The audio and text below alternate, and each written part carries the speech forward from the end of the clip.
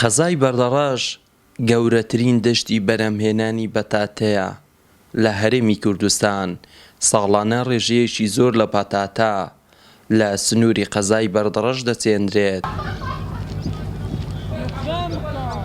ئەم ساڵ 14,000 تۆن بەتاتە چێندراوە. پێشبینی دەکرێت بەرهەمی ئەم ساڵی بەتاتە لە بەردەڕەش بگاتە بە 180,000 تۆن. والله تقريبا ديدو ومانجي 6 حلقينين، بس عزدك دعمان مكان وكيميائي ودرمان وتشتيوها وبراد هبيت واوشتانا ونقول ما شاء الله بري باشا وصال الحمد لله والشكر، بس بارينا كبازاري نيه.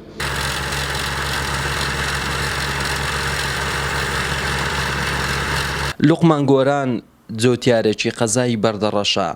لە زەویەکەی ئەم ساڵ 50 تۆن پەتاتەی چاندووە. ئێستاش خەریکی کۆکردنەوەی پەتاتەکەیەتی بۆ ئەوەی پەتاتەکەی ڕەوانەی بازاری هەرێمی کوردستان و خواروی عێراق بکات.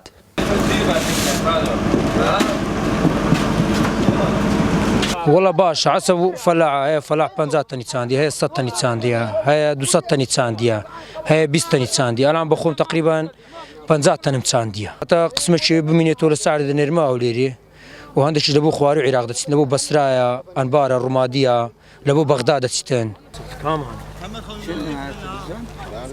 بەشێک لە جۆتیارانی بەردەڕەش داواکارن لە حکوومەت نەهێڵن لە سنوورەکان بەتاتە بهێتە ناوەوە بۆ ئەوەی بەرهەمەکانیان لە بازاری هەرێمی کوردستان و خواروی عێراق ساغ بکەنەوە. والله بدڵنیایی بەتاتەیەکی زۆر کرایە لە منتەقەی ئێمە، بەتایبەت لە منتەقەی گۆرانیەتی لە دەڤەری بەردەڕەشیش. بەڵام ڕاستیەکەی ئەوەیە ینی بازاڕەکە نییە لەوەی بەهۆی ئەوە بەتاتە لە دەرەوە زۆر دێ یان بە قاچاق دێ، ئەوە بازارەکە زۆر خراپە و ینی بڵێم چاوە ینی بڵێ وەڵای بازار 0-0 ینی بە فەلاحەکان هەمووی ئەمساڵ زۆر زەرەر دەکەن.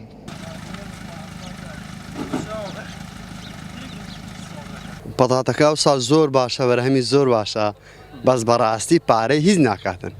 یانە دەی بدە بەڕادیش پارەی دەوێتن و لە دەرەوە وڵاتیش پیسە تێتن لە بەرەندی پارەکەی ناکە هیچ. وڵای حکومەت دەوی زۆر یارمەتی بداتن، لە کیمیایی بدات، دەرمانی بداتن. خاکە بە پیتەکەی بەردەڕەش وای لە جۆتیاران کردووە. بەشێکی زۆر لە جۆتیارانی بەردەڕەش ڕووی لە چاندنی بەتاتە بکەن. ئەم ساڵ لە سنووری قەزای بەردەڕەش زیاتر لە 140,000 تۆن بەتاتە چێندراوە.